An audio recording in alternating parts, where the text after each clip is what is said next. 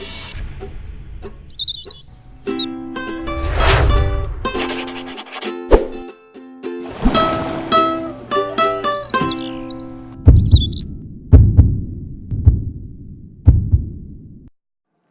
noite a todos. Boa noite.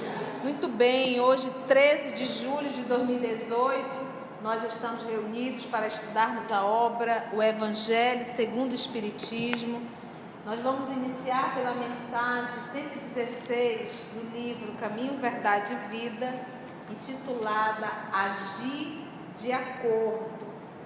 E o Evangelho, nós vamos dar continuidade em Muito se pedirá a quem muito recebeu. Capítulo 18, começamos o item 12, tá? Vamos para o Caminho, Verdade e Vida?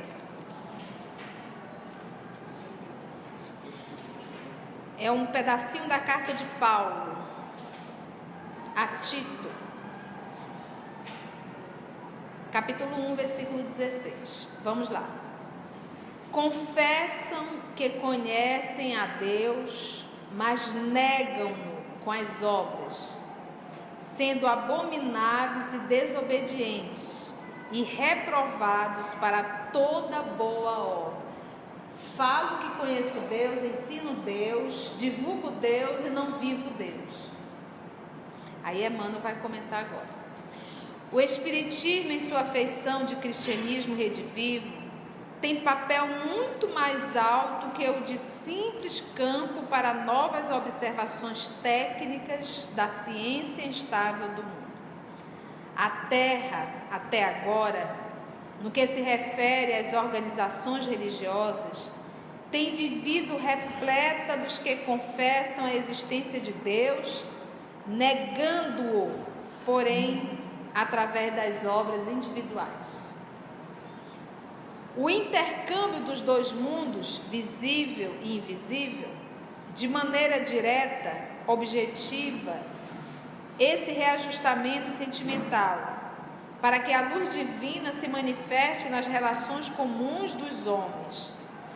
Como conciliar o conhecimento de Deus com o menosprezo aos semelhantes? Porque às vezes a criatura é religiosa, mas tem raiva de fulano, tem raiva de cicrano, só minha religião serve. Você imagina que na época das cruzadas se matava em nome de Deus? Como? As antigas escolas religiosas, à força de se arregimentarem como agrupamentos políticos do mundo, sob o controle do sacerdócio, acabaram por estagnar os impulsos da fé em exterioridades que aviltam as forças vivas do espírito. A doutrina consoladora da sobrevivência e da comunicação entre os habitantes da terra e do infinito, com bases profundas e amplas no Evangelho, floresce entre as criaturas com características de nova revelação, para que o homem seja, nas atividades comuns, real afirmação do bem que nasce da fé viva. Então é uma questão de atitude. Confere? Vamos orar? Fazer a nossa oração inicial.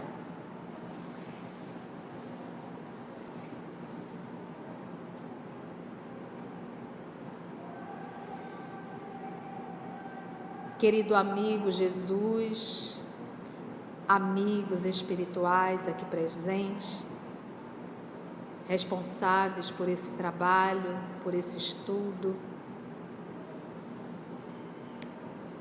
nós te rogamos, amor, a tua presença, a tua assistência, preparando o nosso mundo interior para as sementes que serão lançadas e que essas sementes possam germinar, crescer e dar frutos. A vida no cotidiano, a vida profissional, a vida doméstica, normalmente nos exige posições que quase sempre caímos por falta de vigilância. E é com essa certeza de que muito necessitamos de evangelho, é que nós nos reunimos, Senhor, para estudar, nos fortalecer, nos alimentarmos do pão da vida. E nos ajuda, amor querido, nessa jornada. E nos ajuda, amor querido, no entendimento da obra. Obrigada, Mestre. E é em Teu nome que todos nós aqui nos encontramos. Muito bem, então vamos para o Evangelho? Então nós lemos a citação de Lucas, o estudo passado, e a citação de João.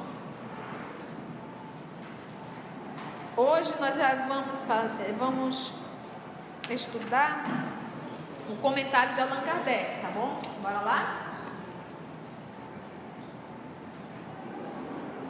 Essas máximas encontram sua aplicação principalmente no ensino dos Espíritos. Quem quer que conheça os preceitos do Cristo e não os pratique, certamente é culpado, pode ser substituído também por responsável. Todavia, além de o Evangelho que os contém achar-se espalhado somente no seio das seitas cristãs, mesmo dentro destas, quantas pessoas não o leem, e entre as que o leem, quantas não o compreendem? Resulta daí que as próprias palavras de Jesus são perdidas para a maioria dos homens, porque leem, mas não compreendem. Imagina a criatura que lê assim: se tua mão for motivo de escândalo, corta e joga fora. Se os teus olhos foram motivo de escândalo, arranca e joga fora. Como entender isso se não falou do Espiritismo? Tem como. O ensino dos Espíritos, reproduzindo essas máximas, sob diferentes formas, desenvolvendo-as e comentando-as, para pô-las ao alcance de todos, tem a particularidade de não ser circunscrito. Todos, letrados ou iletrados, crentes ou incrédulos, cristãos ou não, podem recebê-lo, já que os Espíritos se comunicam por toda a parte. Você sabe aonde está o maior número de médiuns?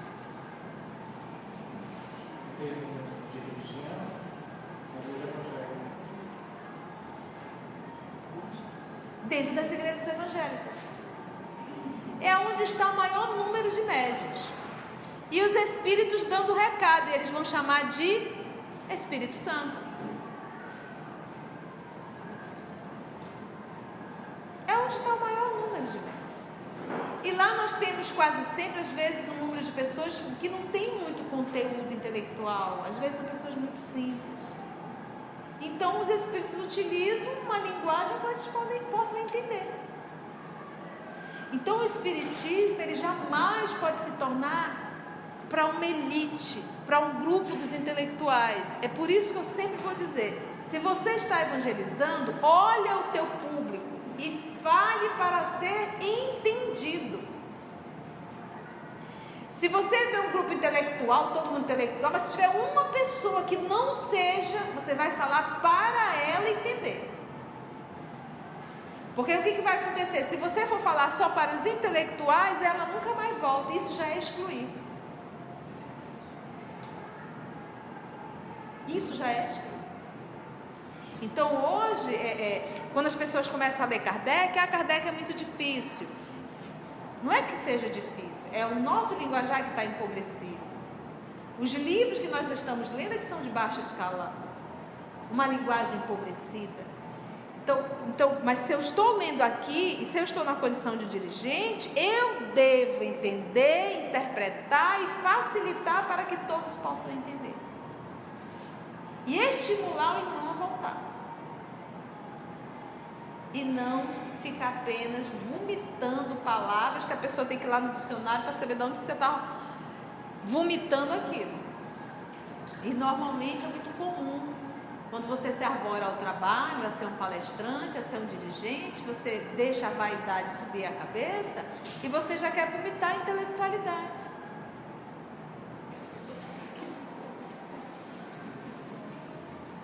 Nenhum dos que o recebem diretamente por intermédio de outrem pode alegar ignorância. Não pode desculpar-se nem com a falta de instrução, nem com a obscuridade do sentido alegórico. Por quê? Porque no Espiritismo ele não tem alegoria. É isso. Não tem que dizer, eu não entendi, eu não sabia. Não, sabia. Então, eu costumo até dizer, a gente faz o estudo, a gente termina o estudo, a gente diz, aí, como é que está o lombo, né? Está doído? Quem que não entende o Espiritismo? Quem que não entende o estudo? A gente sai mexido. A gente sai incomodado, porque é claro demais. É muito claro.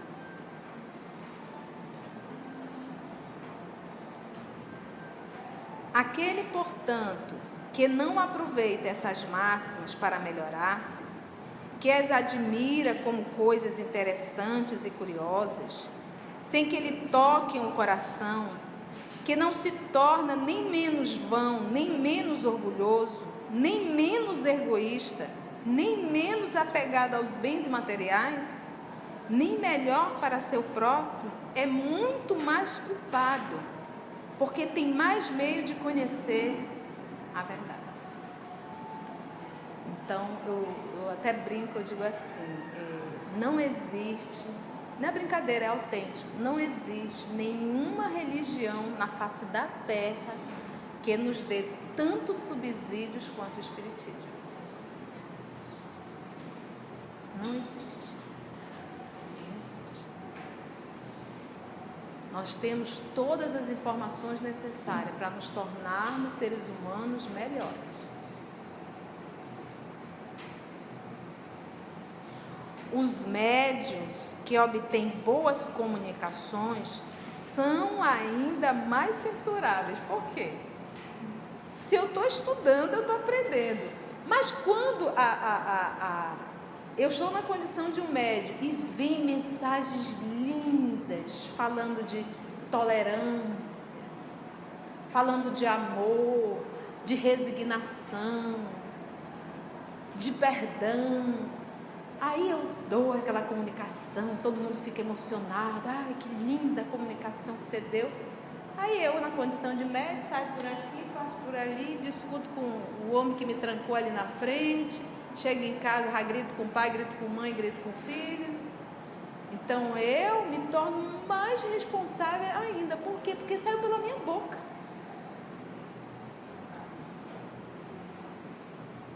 Isso não me tornou melhor?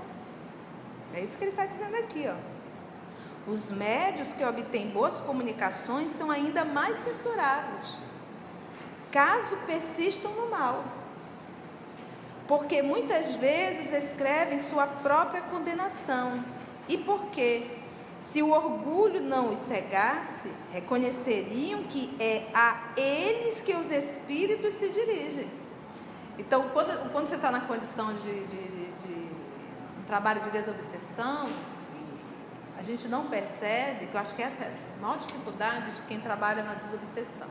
Quem trabalha na desobsessão, o trabalhador, ele passa a ter um conceito de que ele está ali para ajudar. E que aquelas comunicações são os necessitados que estão sendo atendidos. Não. Todo o trabalho de desobsessão, ele é organizado pela espiritualidade conforme a necessidade moral do grupo.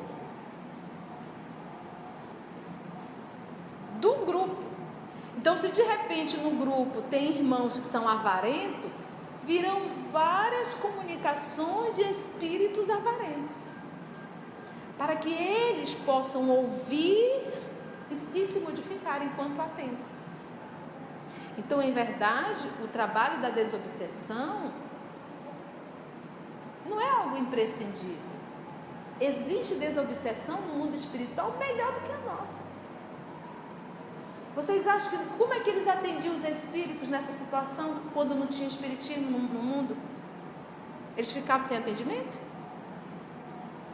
Então nós temos trabalhos mediúnicos à noite, no momento da emancipação e no mundo espiritual. Então por que a espiritualidade permitiu o trabalho da desobsessão, esse trabalho da comunicação? Para que nós encarnados pudéssemos ouvir o testemunho e nos tornarmos seres humanos melhores. Então, a desobsessão é uma oportunidade que nos dá. Então, o médium, uma vez nessa situação, ele dando... Imagina uma mãe se comunicando através do médium, falando das suas dores, da saudade dos filhos, de quanto ela foi isso, quanto que ela foi aquilo, e de repente, através de mim, vamos dizer que eu seja mãe. Eu volto para casa e maltrato meus filhos, grito com meus filhos, e reclamo, ai, que coisa, eu não queria ser mãe. Poxa, você acabou de ouvir um testemunho. Então, em verdade, ser médium e estar trabalhando em uma desobsessão é mais uma oportunidade que o papai está nos dando de material pedagógico para nós nos tornarmos pessoas melhores. Então, uma coisa é você estudar o espiritismo, a outra coisa é você ter estudado e ouvir o testemunho vivo dos espíritos. Entendeu?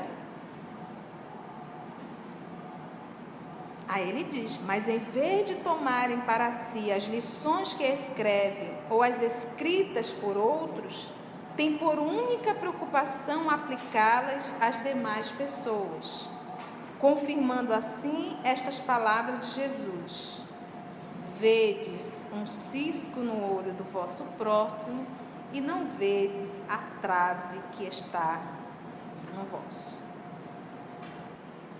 Por este outro preceito, se fosseis cegos, não terias pecados. Porque lembra que Jesus, esse aqui ele está se referindo a essa citação aqui, ó. É o item 11. Vim a este mundo para exercer um juízo, a fim de que os que não veem, vejam, e os que veem se tornem cegos. Por exemplo, Jesus falou aos simples, eram os cegos, passaram a ver. Mas em compensação, aqueles que eram denominados que enxergavam, que seriam os fariseus, esse com Cristo ficaram cegos. Eles não conseguiram entender a lição de Jesus. Por isso que ele diz. E os que veem se tornem cegos. Alguns fariseus que estavam com ele, ouvindo essas palavras, lhe perguntaram: também nós, então, somos cegos? Respondeu Jesus: se fosseis cegos, porque ele disse assim, os que veem se tornem cegos. Aí ele diz, se fosseis cegos, não terias pecado. Ou seja, se tu não soubesse de nada, tu não ia responder.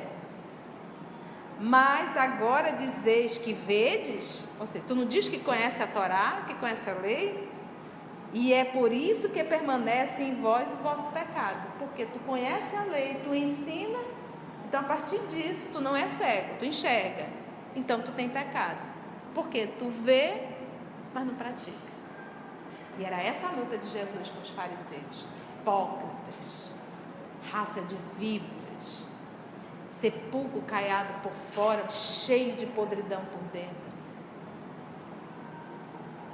Isso aí quando ele falava com os fariseus. Então ele diz, se fosseis cegos não terias pecado. Jesus dá a entender que a culpabilidade está na razão das luzes que a criatura possua. Ora, os fariseus, que tinham a pretensão de ser, como de fato eram, a parte mais esclarecida da nação, tornavam-se mais repreensíveis aos olhos de Deus do que o povo ignorante. Por quê? Porque sabiam. Acontece a mesma coisa nos dias de hoje. Aí ele vem cutucar agora nós espíritas. Aos espíritas, pois, muito será pedido, porque muito têm recebido. como também muito será dado aos que houverem aproveitado. Eu costumo dizer, por exemplo, antes de nós estarmos aqui aplicando esse texto, nós já estudamos em casa. E como já são 25 anos, eu já não sei quantas vezes eu já estudei isso aqui. Isso quer dizer o quê? O quanto eu sou necessitada.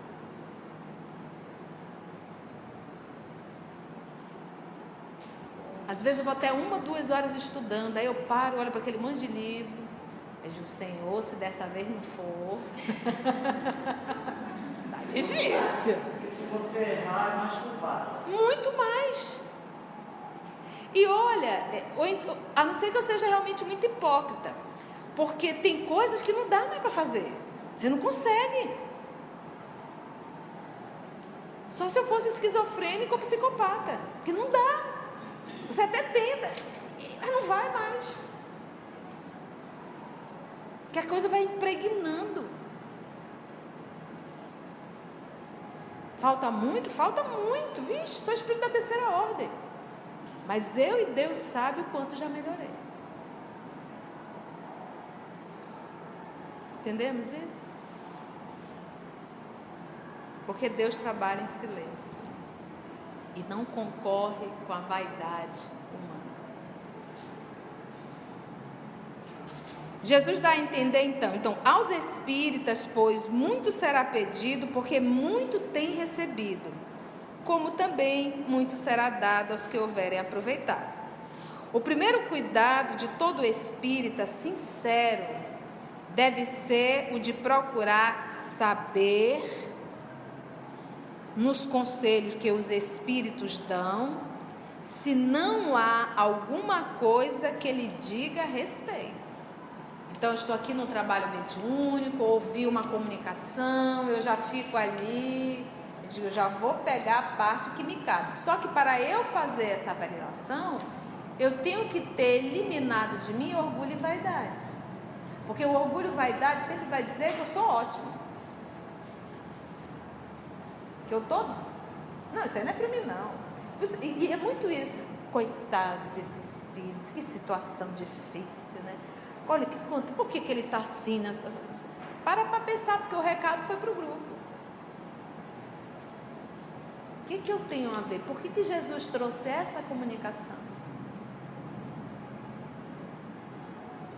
Você imagina a pessoa 15 anos em reunião mediúnica, 20 anos ouvindo espírito.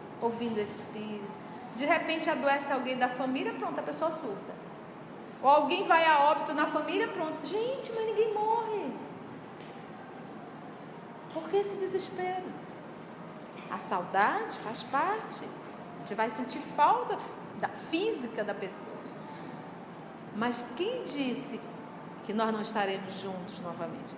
Olha, eu fico impressionada com uma espiritualidade ágil. Eu já contei para vocês que há um tempo atrás, eu tenho um carinho, um amor muito grande pelo meu pai. E aí eu perguntei, puxa vida, como está papai?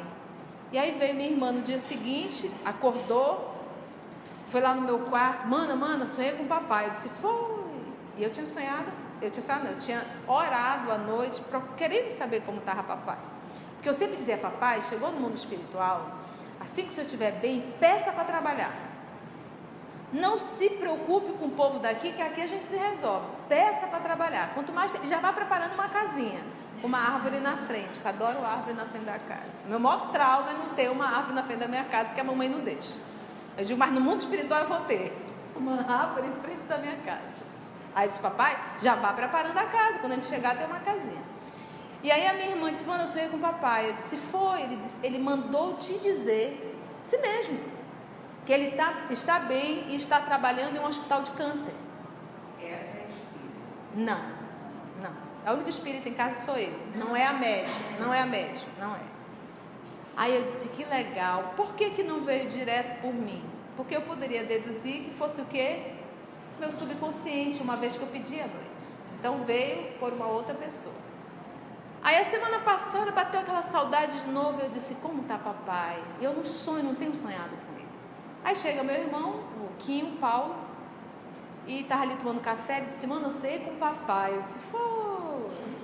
Como é que foi? Mano, ele estava tão bem, tão feliz. Me deu um abraço tão gostoso que até agora, ele lagrimou, até agora eu estou sentindo o abraço do papai. E ele disse assim: meu filho, eu estou muito bem. E quero que você também fique muito bem. Eu estou muito bem. Aí pronto, já veio o recado de novo. Entendeste? Então, uma vez todos nós tendo essas informações, a saudade faz parte, o desespero não. O medo da morte, em hipótese alguma, ninguém morre. A gente só larga a veste. E a vida terrena é muito rápida. É 1 hora. Sabe o que os espíritos perguntaram? Kardec perguntou aos espíritos: morrer dói? Morrer provoca alguma dor? O espírito não. A dor é muito mais do que antecede a morte. A primeira coisa, quando nós vamos ler o céu e o inferno, dentro dos espíritos felizes, quando eles desencarnam, eu achei até ótimo.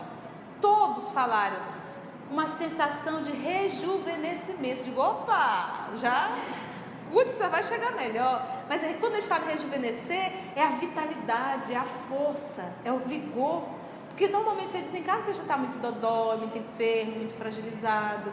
Então a primeira coisa quando sai do corpo é você sentir o vigor, a força, a vitalidade. E quem está morto somos nós. Nós estamos limitados aos sentidos físicos. Nós estamos presos dentro de uma caixinha. Você imagina, para eu ir daqui até ali, eu tenho que levantar, carcaça, andar já com dor aqui, dor ali, vou ajustando. Em espírito fui.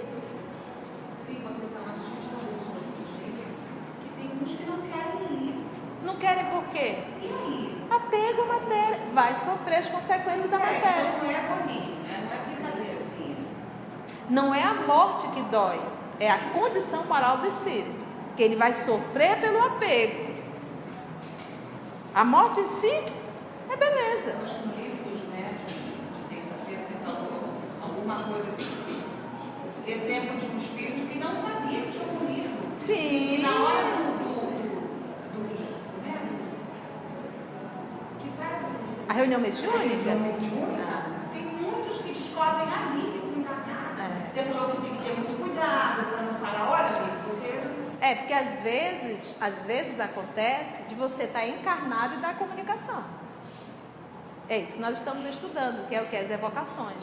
Então, se eu estiver aqui de repente em estado de sono profundo, eu posso ser conduzido pela espiritualidade a dar comunicação numa reunião mediúnica. E aí tu vai dizer que a pessoa morreu? Ninguém me avisou? Então, o dialogador, ele tem que ter muito tato quando ele está ouvindo o espírito. Porque ele pode estar falando com o espírito encarnado ainda. Eu atendi uma vez uma criança, ele não era um espírito que estava vivendo uma experiência em um corpo deficiente físico e mental. E ele dizia todas as condições, mas ele não sabia dizer o endereço. Ele falava do sofrimento ao qual ele era tratado dentro daquela casa, uma situação financeira. Mas ele estava encarnado ainda. O Espiritismo veio multiplicar o número dos chamados. Pela fé que concede, multiplicará também o número dos escolhidos. Muitos são os chamados e poucos. O Espiritismo tende a multiplicar. Foi bom, gente, o nosso estudo? Mais responsabilidade, né? A orelha sai quente. Então vamos dar uma paradinha e até o próximo estudo do Evangelho, se Deus assim nos permitir.